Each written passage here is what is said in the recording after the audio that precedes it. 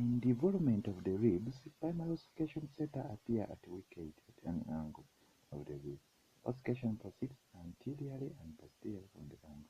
Anteriorly, the unossified area becomes the costal cartilage, and posteriorly from the bone later on. That is at puberty years to Dr. Platinum. What happens to centers for the head and tubercle are also found. By 20 years, there is complete fusion of all the bone structures to form a complete ring of the rib.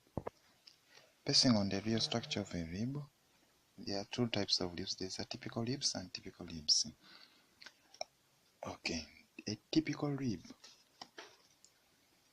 Typical rib, for example, there are some characteristics of a typical rib, like having two articular facets, the lower one that articulates with its own vertebrae, the demifacet, and the upper one that articulates with the demifacet on the vertebrae above its own.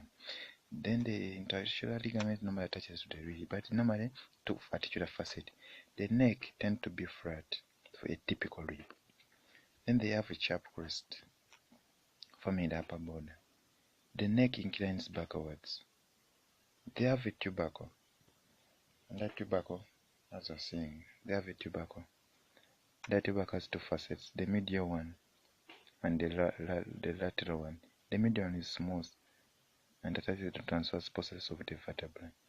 The lateral one is rough. It is attached to the lateral transverse ligament. The shaft twists forward in a characteristic curve. To give an angle here, the angle of the rib. Then the arches of circles formed. So generally, the costal grooves on the inner surface, the lower surface, the costal groove. Then the concave fossa for the costal cartilage that appears to be the sign. Typical ribs are ribs 3 to 9. Two articular facet, the lower vertical articular facet, the upper sloping articular facet, the flattened neck, sharp crest, the neck inclines backwards, tubercle having two facets, the medial smooth one and the rough lateral one, the twisting of the shaft to give a characteristic curve, the arcs of the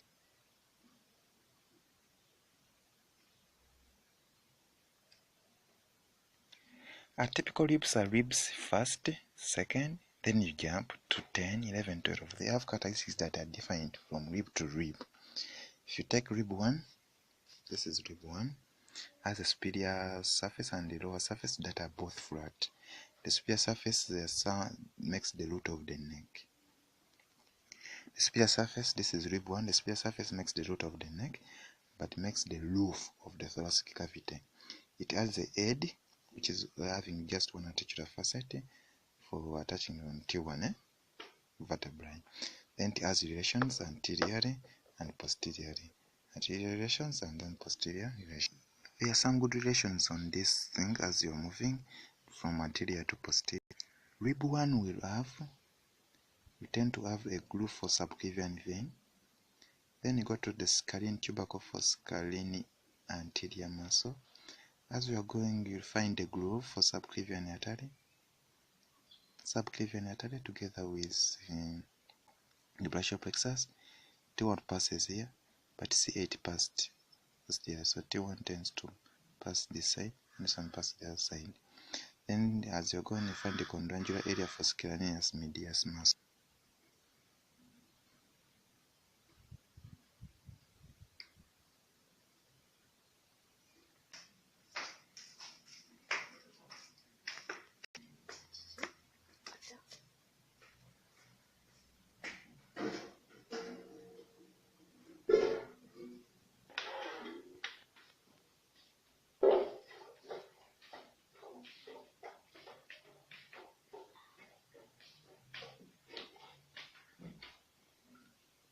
So there are three muscles that attach to the first rib, that is the scalenus medius, the scalenus anterior, and then the serratus anterior. So what happens, the undersurface of the first rib has the first intercostal nerve, sometimes has the radial and parietal pleura, external and anal spines that are attached to the outer rim. Then again in the outer rim there is the serratus anterior, the first digitation only. The inner border has the suprapleural membrane, the upper surface, then anterior to posterior is the one that have the other one, the subclavians and so on, brachial plexus and so on.